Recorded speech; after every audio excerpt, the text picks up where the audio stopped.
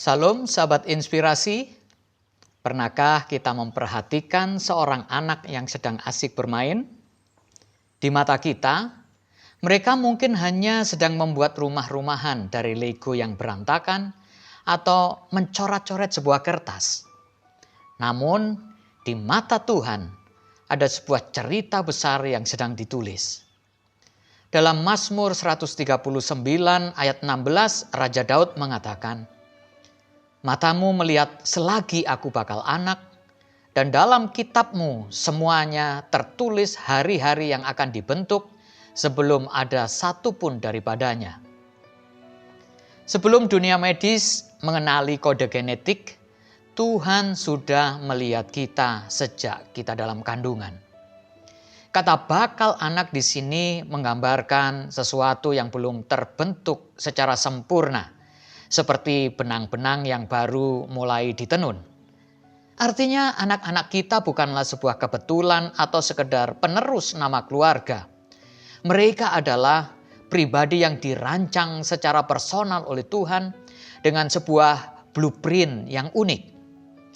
Tanggung jawab terbesar orang tua bukanlah memaksa anak menjadi seperti apa yang orang tua mau, melainkan orang tua sebagai detektif rohani untuk menemukan apa yang Tuhan mau atas hidup mereka.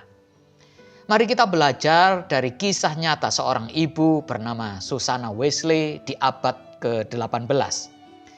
Sebagai seorang ibu dari 19 anak, tapi 9 diantaranya meninggal saat masih bayi, Susanna memiliki keterbatasan waktu dan keterbatasan ekonomi. Namun, ia melihat setiap anaknya sebagai jiwa istimewa yang dititipkan oleh Tuhan. Setiap minggu, Ibu Susanna meluangkan waktu khusus secara privat selama 1 jam untuk setiap anaknya secara bergantian. Ia mendengarkan cerita mereka, mengamati minat mereka, dan membimbing rohani mereka secara personal.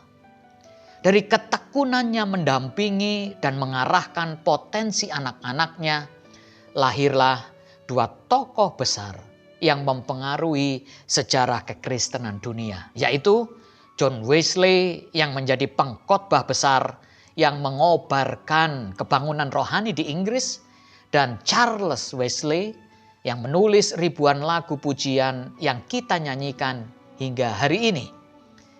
Susanna tidak mencetak anaknya menjadi seperti dirinya, tapi ia mendampingi mereka menemukan rencana Tuhan.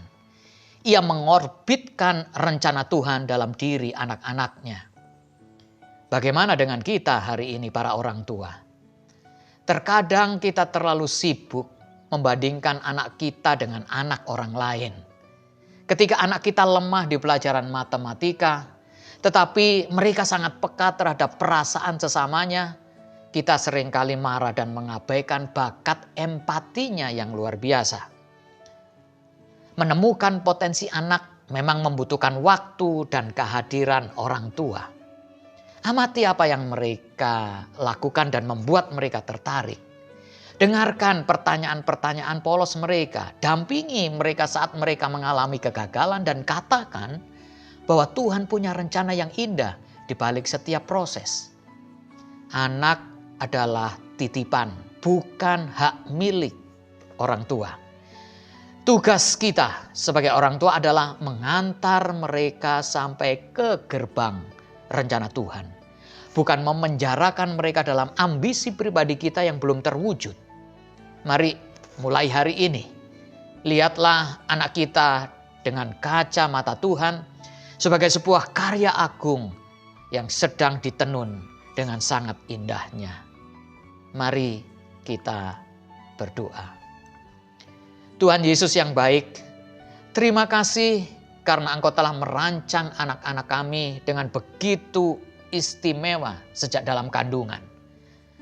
Berikan kami hikmat, kesabaran, kepekaan sebagai orang tua untuk bisa melihat potensi terbaik yang sudah Engkau tanamkan dalam diri mereka. Mampukan juga kami mendampingi mereka dengan penuh kasih, sehingga hidup mereka kelak sepenuhnya mengenapi rencanamu yang mulia. Dalam namamu kami berdoa, haleluya, amin. Tuhan Yesus memberkati kita semua.